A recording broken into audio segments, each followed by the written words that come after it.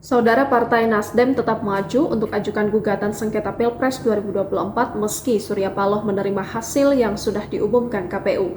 Ketum Nasdem menyerahkan soal hak angket pada partainya dan mengimbau partai untuk lebih cermat perihal tersebut.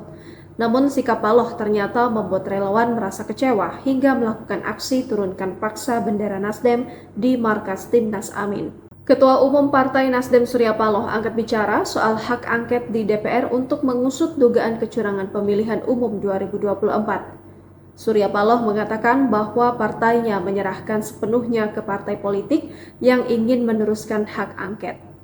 Berulang kali saya katakan, di mana saja persatuan nasional itu di atas kepentingan pemilu ini sendiri, apalagi hak angket.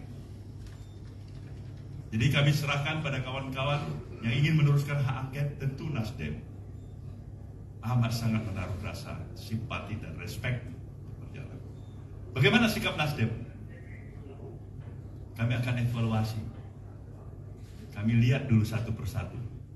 Surya Paloh juga mengungkapkan sikap Nasdem soal perkembangan hak angket tersebut.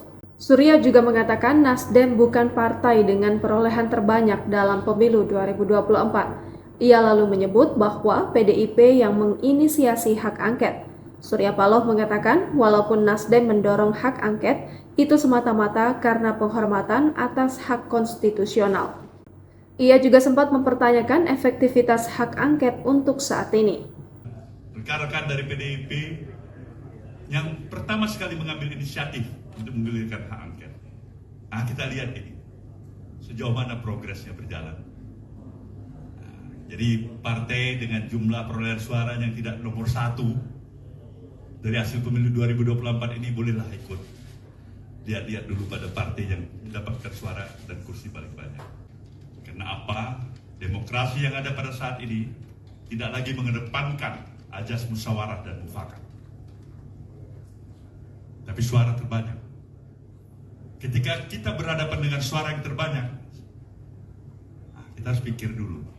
Kita sudah banyak suara. Di sisi lain, bendera Partai Nasdem di markas Timnas Amin Jakarta Pusat diturunkan paksa oleh seorang relawan Anies Muhaimin. Relawan tersebut bernama Zaki. Ia mengaku berasal dari Forum Komunikasi Putra-Putri Purnawirawan dan Putra-Putri TNI Polri. Peristiwa itu terjadi sekitar pukul 11.15 waktu Indonesia Barat pada Kamis 21 Maret 2024. Saat itu markas Timnas Amin dipadati oleh para relawan dan awak media yang baru saja mengikuti konferensi pers. Konferensi pers itu dihadiri oleh Anies Baswedan, Muhaimin Iskandar atau Caimin, Kapten Timnas Amin, Syaugi Alaidrus, serta Ketua Tim Hukum Nasional Amin, Ari Yusuf Amir. Zaki yang menggunakan seragam bercorak mirip seragam tentara, tiba-tiba berjalan ke arah tiang bendera Nasdem dan menurunkan bendera. Seorang petugas keamanan kemudian meminta Zaki menggerek bendera Nasdem kembali ke atas.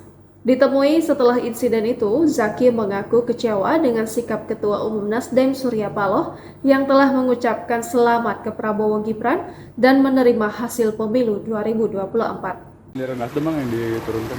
Karena beliau sudah berkoalisi, berkumpul dengan mereka. Bergabung gitu kan, menurut berita bahwa Nasdem ini sudah